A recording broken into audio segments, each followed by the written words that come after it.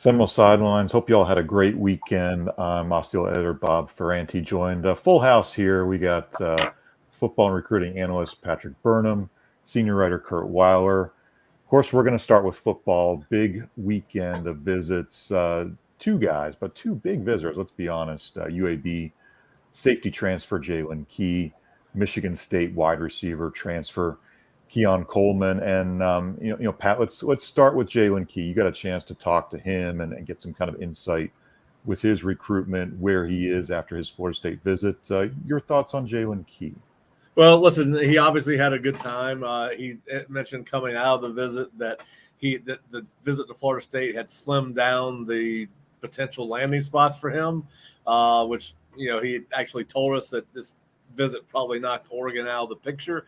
He is in Tuscaloosa on an official visit to Alabama today. He'll be there tomorrow. And then he intimated that he may be going to Ohio State on Wednesday and Thursday, but that he hoped by this time next week to have made his decision. Obviously, he's from Tallahassee. Got to be. Played for Corey Fuller, who's on staff at Florida State as director of player development. I think at the end of the day, my read the tea leaves is this is down between Alabama and Florida State. A lot of people are making a big deal out of him going to Alabama a second time. As you and I were talking off the record or off this show earlier today when we were having another meeting, I think people are reading way too much into that. It's not like Jaylen Key drove twice from Tallahassee to Tuscaloosa, okay? Jaylen Key drove from Birmingham, Alabama to Tuscaloosa. When I was playing college football at Sanford, we used to make the same trip to go visit Shorty Row. And so it's a very short trip. So I don't read that much into that. I think that you got to be worried about Alabama because they are Alabama and have been so good for so long. But listen, Jaylen is certainly, I think, if you look at the safety group versus a wide receiver group, I think he might be of a more priority for Florida State if you had to pick one of those two. But listen, his parents live in Gaston County. He does have a relationship with Corey Fuller. As we've talked about, is that a great relationship? Because not everybody graduates from high school feeling great about their high school coach. I just throw it out there because that does happen. But listen, I think they're in it with Jaylen. I think that he does. Listen, this was a kid that was under-recruited coming out of high school. I think he's probably, to some extent, enjoying the being recruited by these bigger schools. Let him go. Listen, you want him to make the best decision. He is a hired gun no matter where he goes. He's here for 6 months. This is not a long-term future for him or the school. He's a 6-year senior that's going to come in and play 1 year of football at a major college level. This is probably about the future for him. And we're talking about NFL future. Does he have the ability to go in and start at one of these colleges? But listen, he does fill a position of need for Florida State. But my read on it is that they are right in there with Alabama on this kid. I think he's thinking about canceling an Ohio State visit. I think that'll be predicated on how the next 2 days go in Tuscaloosa. But we do expect him, based on what he said to us after his visit, that he will try to get this wrapped up sometime next week. He wants to have it done by mid-May and likely will enroll wherever he goes in the next summer school semester, whether that's late May, early June. So, but listen, a good-looking kid, similar to body type to Jamie Robinson. He's maybe a little bit thicker in the trunk, but looks like a good kid. He was extremely skinny coming out of high school, which is probably one of the reasons he was not recruited. And listen, he's only played 1 year of football at UAB. He played 17 games in 2021 and 2020. Then started all 12 games last year, had 60 tackles, honorable mention All Conference USA. So, to some extent, are you getting how proven is he as a big-time college football player? But he does fill a position of need, particularly with Cooper having entered the portal and gone to Colorado. Yeah, I think we're seeing with both these guys, Jaylen and Keon, that Florida State was the first of what will be a handful of visits. So they're early in their process. You might have hoped as a Florida State fan that they would leave Tallahassee committed, ready to move on in. And that's not the case just yet, but I don't think that's a reason to lose any hope whatsoever. Keon leaving Tallahassee this morning. He's got some visits set up, so we'll kind of see where he goes next in his process. I think another guy, Pat, we want to maybe talk a little bit about is a JUCO defensive back, Ashwin Barker, a guy from relatively nearby, Columbus, Georgia, about a 3-hour drive. So that would be a good opportunity for him to get close to home. Played some JUCO ball up in Iowa. And Ashland has a visit coming up on Friday too, Pat. Yeah, and we're actually going to try to have Ashland on at some point during the week. We had corresponded a little bit last week.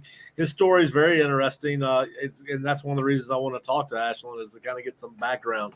You know, he didn't have any. If you believe what you read, he didn't have any offers coming out of high school. I think I put it in an article I wrote about him when he was offered by Florida State. When you watch his film, you would think that he would at the very least have some FCS offers, maybe some lower tier FBS offers. So the backstory on this is kind of interesting. He's out at Iowa Western Community College, redshirted for whatever reason. I'm not sure now. Back in the old days, and I have not researched it to find out, they used to, if you were out of state guy, you went to a junior college, like in Kansas, you had to redshirt your freshman year, and you were only allowed so many roster spots, this, that, and the other. But listen, so I liked his tape. I really did. He runs well, seems to have good football instincts. Again, he's a guy that we're hoping to talk to before he gets to Tallahassee, and we have been doing some text communications. He is taking classes. He does graduate at the end of May. He will be able to enroll at Florida State or wherever he goes to school in June. He is, by at least the last time I checked, Florida State was by far the biggest brand that had offered him. He's got Ball State, and I believe he's picked up a couple others since then. But listen, he's he'll be a 4-for-4 guy. I have 4 years to play, 4 years. But you know, a lot of questions, right? He's never played in a game at the junior college level. You're recruiting him off spring practice tape and fall practice tape if you're FSU or any other school. But again, I really liked his film. Florida State's coaches are going to have access to game film and real practice film. We get the huddle highlights and huddle cut-ups. But another kid that obviously fills a need there because he'd be a defensive back. I believe he's straight safety. I don't think there's any chance he's going to play corner. But listen, I think that I think it's going to be fascinating. Does Florida State take both safeties if they can get them? Do they feel good enough about Barker's upside long term that they think, hey, they were better off taking him than going out and taking another high school safety in this particular class? Or actually, it would be retroactive back to 23. But he's probably least likely to play out of him. If Key comes in, he's playing right away, right? Even if it's just as a backup, where Barker's gonna, you don't ever know what's his transition going to be like in the major college football. How long does it take him to learn your defense? So there are a lot more questions with him, but you get more. Well, and listen, you say you get more out of your investment, but going in that Key's an investment for one semester. So, and then Coleman. I think Coleman was probably out of the two that were in here this weekend, based on my conversations with who they felt best about. I know that obviously he has blown up. I believe he put out a tweet or someone did that he's gotten offered like 59 schools since he's entered the portal. A lot of people, I think, thought this might be a slam dunk because of his relationship with David Johnson in Florida State coming out of high school. They had recruited him fairly hard coming out of high school. Did not take him. He ended up, I believe, committing to Kansas and then ended up at Michigan State. Tremendous athlete. Played not just on the basketball team at Michigan State, but actually played about 6 games. And that's. I think I don't think people understand the transition from high school to college basketball is almost as difficult as football. And so he's obviously a really good athlete. He was the 8th leading receiver in the Big Ten last year. He is, according to NFL draftbuzz.com, he is the 17th best receiver that's draft eligible for 2024. If Florida State would get him, that would give them the 2 in the top 20. They have Johnny Wilson ranked as the 6th best draft eligible receiver. So I think what we probably have seen with Keon is I think he, as this as he has been out in the portal longer, he's getting more and more attention. And I think, Kirk, you might have said earlier before we started this. Go ahead. He tweeted he's going to Ole Miss tomorrow. I think Okay. it seems like it is drawing out a little bit. I know, like you said, he's blown up a little bit, and I think Florida State was hopeful they could kind of close the deal before that really happened. Obviously, with a wide receiver, I think when you look at, I think Louisville's pushing for a visit. I think Texas A&M is pushing for a visit. Compared to pretty much all those schools, I think you feel good about being able to pitch to him, hey, look who's going to be throwing you the ball. If this is your last year, if you want this to be your last year. He's a guy who could have multiple years, but like you said, it's very possible he comes in and it is a one-and-done transfer. But, I mean, being able to pitch Jordan Travis throwing the ball, I think is an advantage you have over Ole Miss, over Louisville, over Texas A&M, over a lot of those schools that have really pushed for him. It seems like LSU's not emerging as a huge, for the hometown kid who may want that push to go home, it doesn't seem like they're a huge factor in this, at least at the moment. I mean, no doubt they have a pretty stacked receiver corps, so they don't have a huge need, but neither does Florida State. All right, we just got a note that Coleman just committed. I want to see if that's right or not. But somebody just left a comment that Coleman just committed, so let me see if I can figure that out. Well, he's tweeted that he is going to visit Ole Miss again. He just tweeted he's going to Ole Miss. Yeah. Okay, then that is wrong. All right. Well, I'd love to know where they got their information. I think this guy's just being. All right, Louis. Appreciate the disinformation, buddy.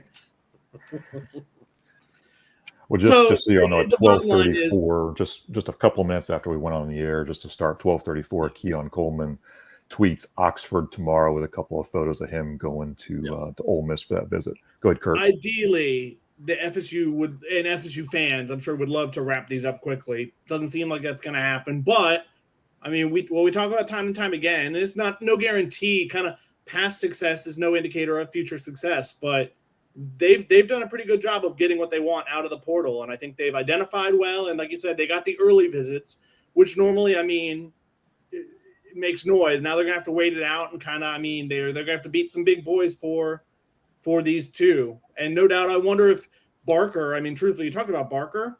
I wonder if that's at least somewhat a move, because the safety in the portal in general, really, it's probably good for Florida State. They did so much in the January window, because it's not that deep. I don't think it's as deep as a lot of people thought it would be in terms of talent going in after spring. Well, listen, going back to Keon, I think, and I'm sure Florida State hit on this with him in his visit. If your goal is to come in and be a one-year guy and get drafted in the NFL as a true junior, and you just mentioned Ole Miss and Texas A&M, and we know Louisville's been mentioned. All right, so which of those teams? Now, you could argue that Ole Miss's offensive system is going to be very high-powered and very productive. But they don't have a quarterback like Jordan Travis. Yep. So FSU should have not only one of the best offenses in the ACC, but one of the best offenses in the country. We were expecting them to put up a ton of points. So if he came in here and got 40 catches in this offense, I don't know if he'll get 58 like he did last year. You're going to share with Johnny Wilson and Shane Bell and Kyle Morlock and Kentron Portier. Yep. And then which one of the slots is going to step up? Winston Wright. So, but if you're Florida State, you got to be able to sell Jordan Travis to him. You got to be go back and sell him Mike's offensive numbers since he's been a head coach. And who in the world's Texas A&M got at quarterback? Why would you? Listen, and I know this decision's probably not being made off going to bowl games or going to the playoffs. This is probably being made for other reasons. Who's going to put me in the best position to be in the NFL next year, and where can I get my best bang for my buck? The wild card there, I guess, could be NIL.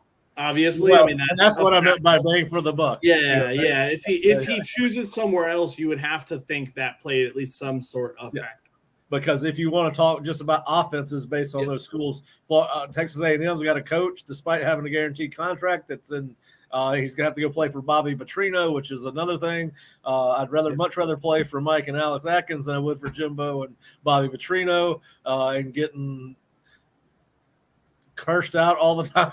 I mean, but listen. So I think that you almost wish that, particularly with Keon, that they had gotten him later in his official visit process, because he seems like he's going to be maybe drawing us out longer than Key, where Key's only going to be 7 days removed if he sticks to his timeline of May 15th, and particularly if he doesn't go to Ohio State.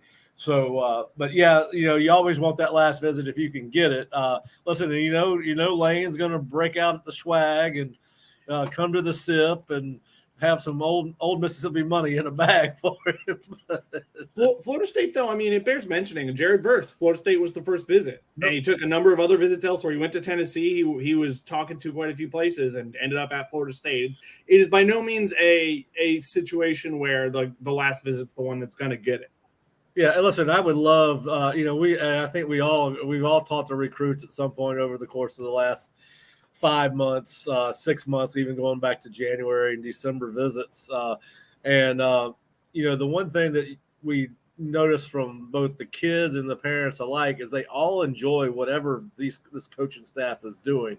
I wish I had a kid that I could take through one of the recruiting weekends just to find out what they're doing, because they all, and like you said, Kurt, they brought in Verse first time, that he went to some other places and still remembered his visit. And listen, I think Florida State with that 10-win season, and also, we talked several years ago about, that helmet used to command a lot of respect, and that arrow did not mean as much in 2018 and 2019 as it had in past years. And I think there's a little cachet that's coming back with that helmet and that logo, and that 10-win season kind of keeps. And listen, and they got a chance to have a tremendous year, and I am sure they are selling that part of it to kids as well. Come in here and not only help us win the ACC and maybe compete for a spot in the college football playoff, but for those two kids in particular, Keon and Key, come in here and enhance your ability to get drafted in the NFL.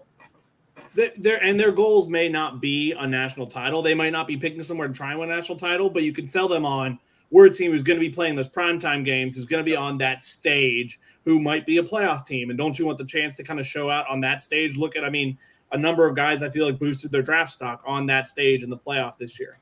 Yeah. And how many scouts will be at Doak to watch Jared Verse, to watch Johnny Wilson, Trey Benson, Jordan Travis?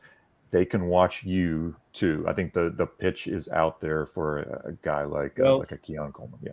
Kurt wrote an article. There's 6 guys in PFF's top 100 draft board from Florida State, and if you get Keon, that would probably give you a 7th, because he's ranked the 17th best receiver by NFLDraftBuzz.com, and that puts him right about the 3rd or 4th round, somewhere in between about 3.5, and because usually you get about 20 receivers gone between the by the end of the 4th round. You usually have about 20 receivers taken. So, listen, I you don't ever know what floats the boat for any one particular prospect, but certainly I think that for Keon, being able to play in that offense versus a Louisville who just lost their quarterback, a Texas A&M who really his offense, it was all A-chain or nothing last year, it seemed like, which is a run.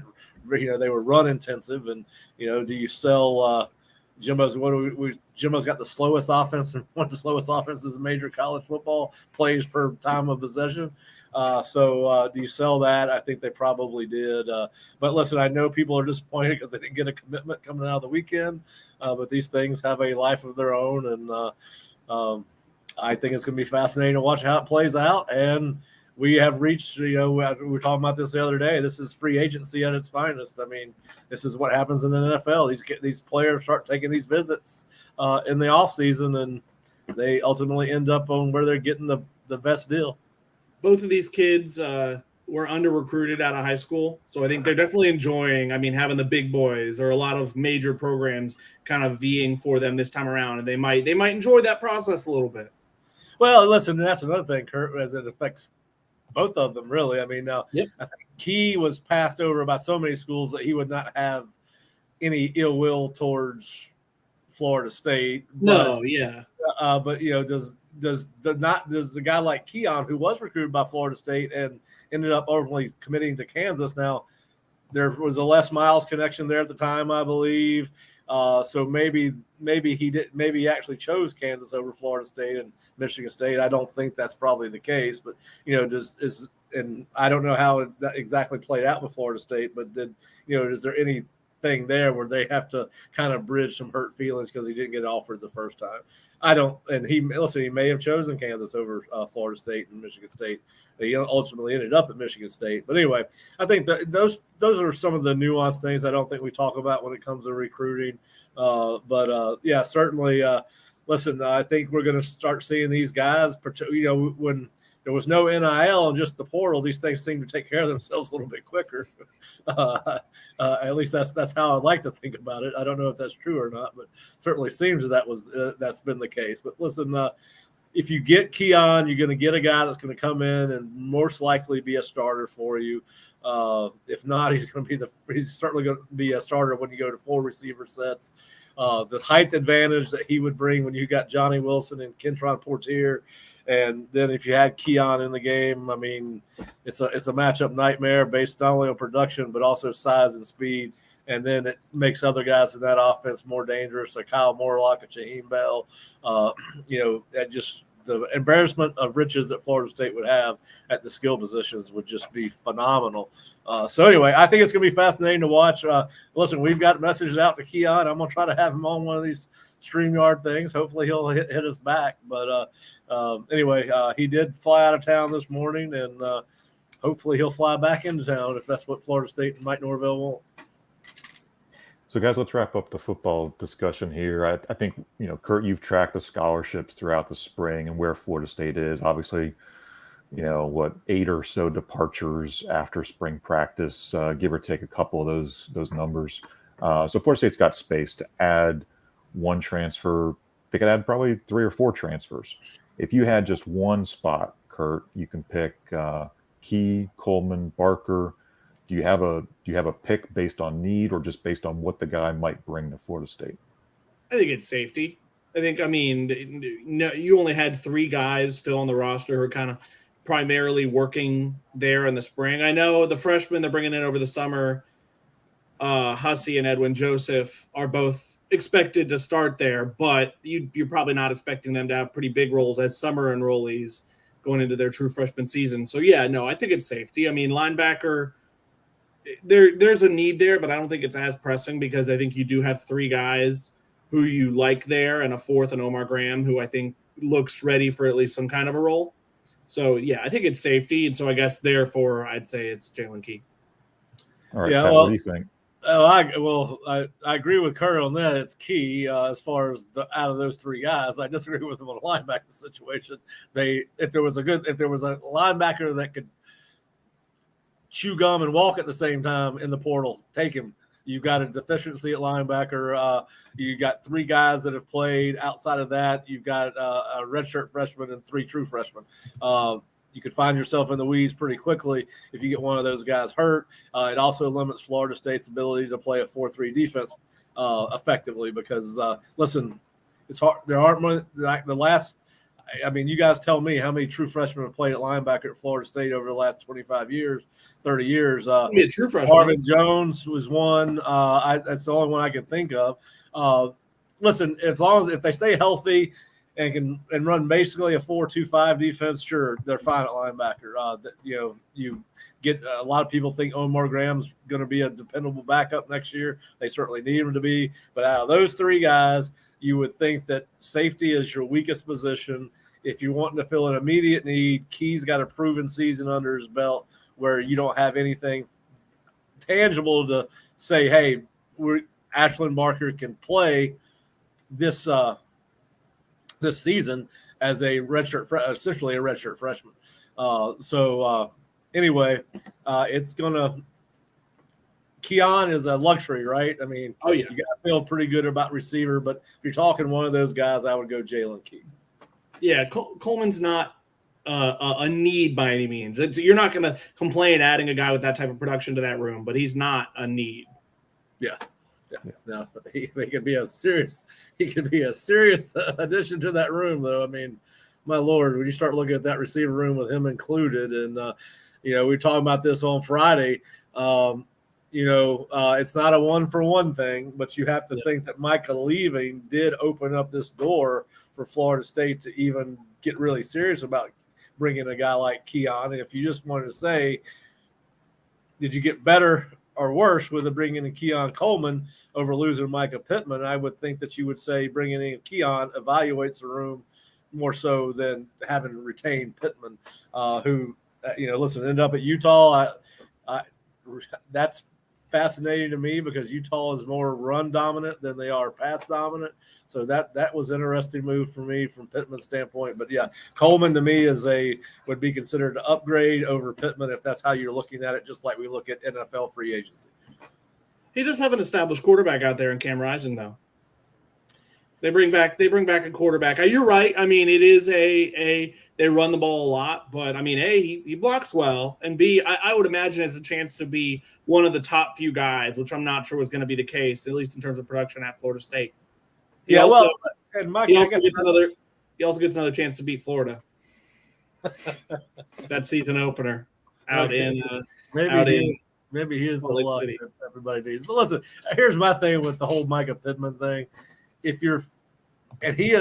I know we talked one day, somebody's talking about him being a first or second round draft pick. I don't think it's us. I'm just saying that's kind of the talk. He is listed as his draft status, and I'm assuming the NFLDraftBuzz.com is a legitimate site. I mean, they do very detailed work. They're taking information from different organizations and compiling it together to get these grades. He's listed as an undrafted free agent. So if you're a marginal NFL prospect, would you rather play in Florida State's offense or Utah's offense?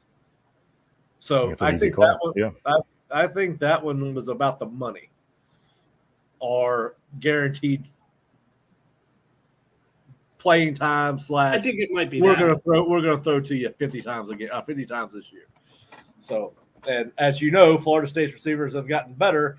So they're probably going to spread the wealth, right? The tight ends are going to be more involved in the passing game this year than they have anytime Mike's been here. You got the best tight ends you've had as a group since Florida State's got here. And the more you can spread the ball around, the fewer times the defenses can figure out who the ball is going to, the better off you're going to be as a team. So I think that Micah probably realized he was not – there was no guarantee he was going to see any more production than he had last year. Plus, you got an injury coming into it. But, again, Keon to me is an upgrade if that's how you want to look at it. We also had a fourth Florida State player go to Colorado over the weekend. Bishop Thomas is there now. I mean, the next player that Florida State desperately wanted to hold on to that Colorado takes will be the first one. But I think never let facts get in the way of a good narrative. Yeah. I think they wanted to hold on to Derek McClendon. I really do. I don't know what happened with all that, but I think that Derek. I think Derek is probably the biggest loss out of the portal as it pertains to next year, and I wish him well at Colorado, and I hope those guys know what they're getting themselves into up there. That's going to be a fascinating storyline to watch out in Boulder, right? I mean, just tell me when the show drops, what time it's on, or when it's on YouTube or on demand, because we're all going to want to watch a half hour. And aren't they having a Last Chance U out there? Well, Dion's got his own show, right? Yeah. Yes. Well, have you seen their schedule? Has his own show on a daily basis. Have you seen their schedule to start the season? Do you know their first 5 games? It's very difficult. At TCU, hosting Nebraska, hosting Colorado State, at Oregon, hosting USC. So probably 2 and 3 at the very best. I would say that's the very best. Yeah. 2 and 3 is the very best. And even then, I would probably lean 1 and 4. Yeah.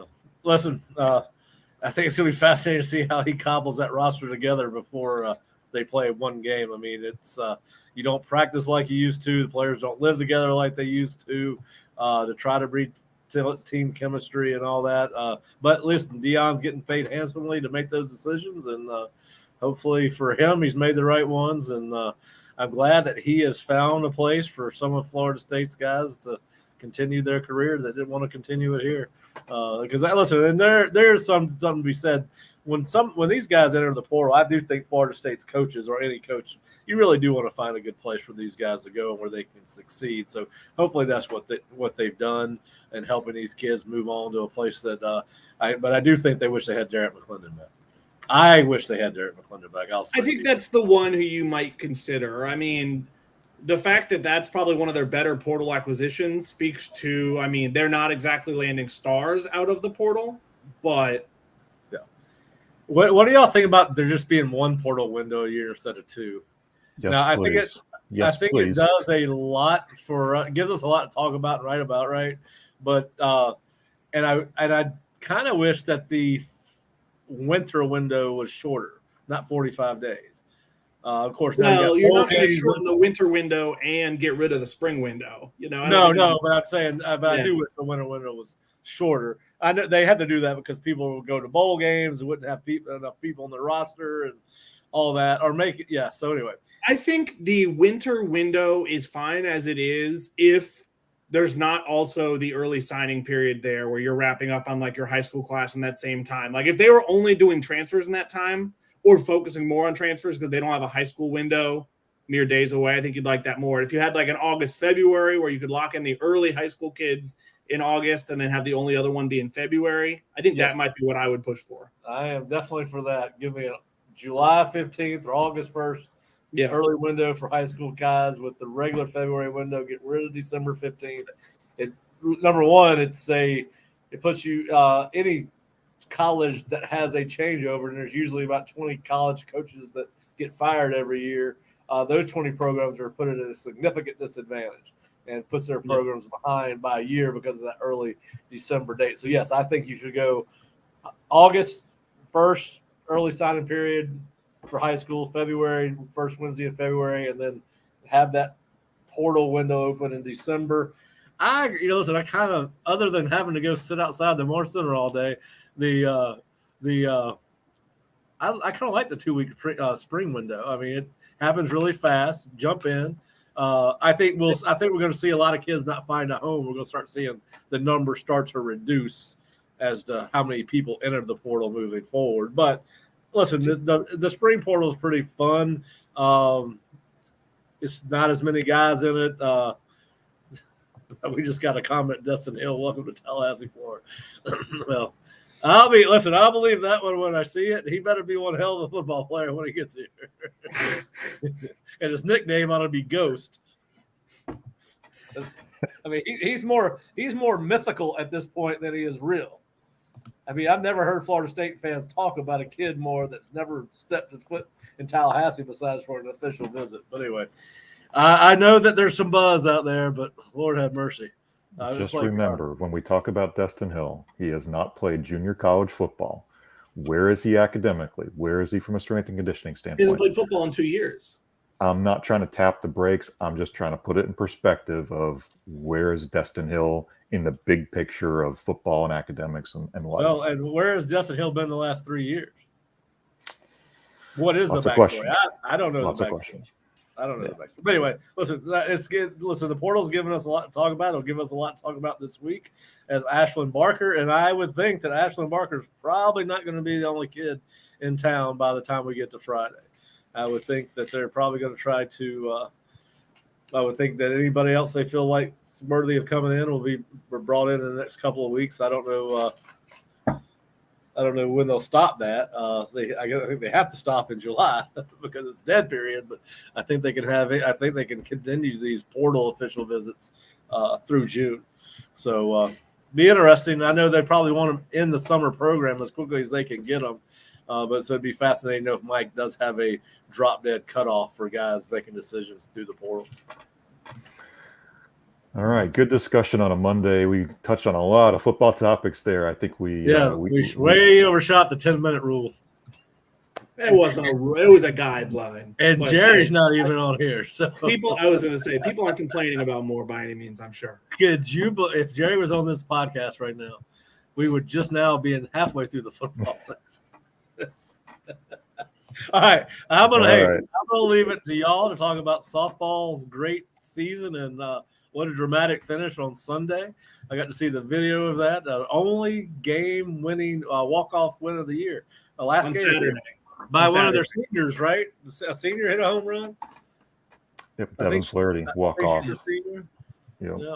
So, all right. Well, guys, thanks for having me. Enjoy the rest of the show, and we will be back on Wednesday. And by the way, I heard from somebody you and I are trying to get in touch with, Kurt. I'll fill you in on that off the show. But anyway, and by the way, just so you guys know, I think we're going to go watch Cam Davis on Thursday. He's got his spring game on Thursday, so I think there will be a Osceola representation of watching Cam play, and hopefully we'll be able to post some videos to the message boards on Thursday night as he's playing to give everyone a look at what baby Herschel looks like. Little Herschel. That's and if the guys at Florida State, they already stole Biscuit from me. I didn't get credit for Biscuit. Florida State's coaches take credit for Biscuit and Marcus and Douglas. We all know who gave Douglas that nickname. If they start calling this kid Little Herschel or Baby Herschel, they stole another one from me. I have to start trademarking these things. Pat's got the T-shirt deal. The NIL deal is wrapped up with Baby Herschel. That's right. That's right. You know what? That's a good idea. I need to do that right now. Little Osceola logo, Get Baby him to go Herschel. into business with me on it. There you go. Hey, if you heard that out there and you're an entrepreneur, forget what I said. All right, guys. I'll have fun. All right. Yeah, Pat. Take care, Pat. All right. Well, I'm not sure we can make the rest of the show as entertaining, Kurt, but we have to hit on softball because it was a pretty cool weekend for the Florida State softball team. The regular season title wrapped up Friday night with still 2 games to go. An impressive regular season. I believe they were 22-2 in the conference. Yep. That's winning every series, folks, and that's really some dominating college softball by Florida State. Kurt, you were there Friday night. I know it was a fun game, maybe a little bit closer than a lot of the fans wanted, but your thoughts Friday watching the Seminoles take home the regular season title. Yeah, I mean, it was. I think it was nice for them to not have that go on into the weekend. Kind of take care of business in game 1. And there's something fitting about Kat Sandercock starting the game and finishing the game, coming out of the bullpen to get that last out. I mean, that's something softball can do that's not in baseball, where you can kind of re-enter players, you can sub them and then sub them back in. Something fitting. I mean, she is the only player on this roster. I believe that's true, who was on that 2019 team, the last team to win an ACC regular season championship. So, I mean, she's come a long way since then. Obviously, we can get into, her accomplishments. She joined some pretty rare club there on Sunday. She joined a pretty rare club. But, yeah, no, I mean, it's it was the whole weekend really was just what this program is about. I mean, it's there. I haven't looked it up. I'll probably have to do it for a story in the next few weeks. I mean, their record in 1-run and 2-run type games has to be remarkable, where, they play a lot of them. And I am sometimes, I'll often say I'm a believer in, luck playing somewhat of a factor in 1 or 2-run games. They kind of test that, where I'm like, is there something inherent in their culture where they're just so good in those moments where it maybe extends beyond pure luck of why they win so many close games? It's pretty incredible. Also incredible is just the string of pitchers that Lonnie Alameda has recruited and developed. Megan King was pretty darn impressive. Kat Sandercock, very impressive. Before those two, I know our friend Kaylin Arnold in Tallahassee for a couple of years. Jessica Burrows, you can go all the way back to even the Jessica Vanderlinden days, way back decades ago with Florida State softball. So Lonnie has recruited very, very well. McKenna Reed might just be the next great one as she kind of takes on a more prominent role next season, with Kat moving on to pro fast pitch softball. I think Florida State softball Twitter has had a lot of fun putting out some great numbers for Kat too. Lowest ERA among the ACC pitchers with more than 100 innings, 6 wins against top 25 teams, 14-0 in ACC play. And like you said, Kurt, the ACC leader in saves. I don't know what else to say about Kat other than maybe selfless and versatile. She's willing to take on different roles, willing to be a leader. Kat has just done, I think, just about everything that this coaching staff and what her teammates have asked for her. I don't know what's next. I'm just going to tune in and watch. It's been really, really fun to watch Kat's development through these last couple of years. Your thoughts on Kat, that kind of selflessness, leadership, versatility, just what she's meant to this program. Yeah, that 2019 season, she kind of overlapped with Megan King. And Megan King, I think, was that mentor to her, that she's now kind of become the mentor for McKenna Reed, for Allie Dubois. You think even for like Allison Royalty, who transferred in and had some experience, but maybe had to kind of get used to softball at this level. And I mean, I think this speaks to, I mean, the person, the player, I mean, what she's meant to this program. I mean, she's I think 14-0 in ACC play and leads the ACC in saves. I mean, she really should have had, I mean, I think, I don't know why softball like rules don't allow some same person to get a win and a save when like in softball you can re-enter. She did both Friday. She got the win. Really, they didn't give her the save because she had the win, but she should be able to have both. And I mean, yeah, she is very much, I mean, you can talk about, I mean, Alani and how she kind of leads the charge with non-traditionally using pitchers, maybe compared to softball, where a lot of times it's, I mean, historically it's been one pitcher for 7 innings, no matter how things go. That's not how Lonnie does. And I mean, Kat buying into that is a big part of Florida State's success, and not kind of, I mean, feeling the need to start 2 games every weekend or to throw a certain amount of innings, make a certain amount of appearances. She just, I mean, buys in fully to the Florida State way. So Florida State in the ACC tournament, obviously they get the bye. They will play Thursday after a couple of those first round games on Wednesday. All the games up in South Bend, Indiana, all the games on the ACC network leading up to Saturday's championship game. I think that Saturday title game's on ESPN2. So check all those out. Good weekend, good long week of softball if you enjoy watching those from the house. All right, so Florida State baseball. We have good Florida State baseball news after months of kind of having to fight through the discussion about, well, what's next? And are we watching player development through losses? We can now discuss a sweep, the first sweep for the Florida State baseball team since February, since the first series of the year. I was there Friday. Jackson Bowmeister pitched great, fun to watch. You got to see Connor Whitaker pitch great, fun to watch. Sunday, not the best of starts by Carson Montgomery, but still you get an Andrew Armstrong, 5 innings of shutout long relief. And a run rule. And a run rule. Yes, the run rule was in effect all weekend, and it really didn't get to come into play until maybe late on Saturday if they had pushed another run across or not. But I think we can maybe just say it once. It was just Mercer. So let's get that out of the way. It was just Mercer. But Kurt, your thoughts on the weekend in total? It was just Mercer, but that's not a bad Mercer team, number one. Number two, I mean, you were facing their best pitchers they have because it was their weekend rotation. It wasn't a midweek game where sometimes you could see other teams maybe try and just hobble a staff together to cover a midweek team. And I mean, you can't take anybody for granted right now if you're Florida State. I mean, Florida State's played quite a few close games in the midweek against Mercer type teams, maybe even teams that aren't as good as Mercer. And really, Friday's game was the only one that was kind of close. And even then, it wasn't a game you were sweating in the 9th inning. I mean, it was only 4-2, but like it was a pretty stress-free 9th inning, wasn't it? There wasn't like a straying the bases loaded to like escape with one. And then, I mean, Saturday, Sunday, comfortable wins. Connor Whitaker was, I mean, unbelievable, frankly. I mean, eight shutout innings. I think he was over 100 pitches, or you might have sent him back out for the 9th. I would imagine he wanted to, and there was probably some better judgment shown by Link Jarrett and Chuck Rostano, the pitching coach. But, yeah, then Sunday, I mean, the offensive explosion. I mean, you can't take anybody for granted right now because we haven't seen this offense look like this, especially over a number of games in a row, really since TCU, since early in the year. I mean, it's been a few months. So, yeah, I mean, a nice weekend for them as, I mean, they're not technically eliminated from the ACC tournament contention.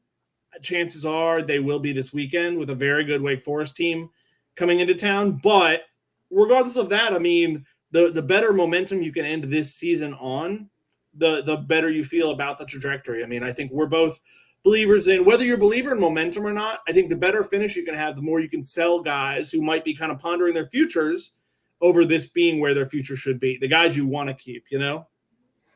And we're seeing there's a lot of young guys all over the diamond, you know, freshman at third, freshman Titan Kamaka in at second, you know, in part because Jordan Carrion was sick, but, you know, Titan gets some at bats. Titan had a great weekend. Yeah.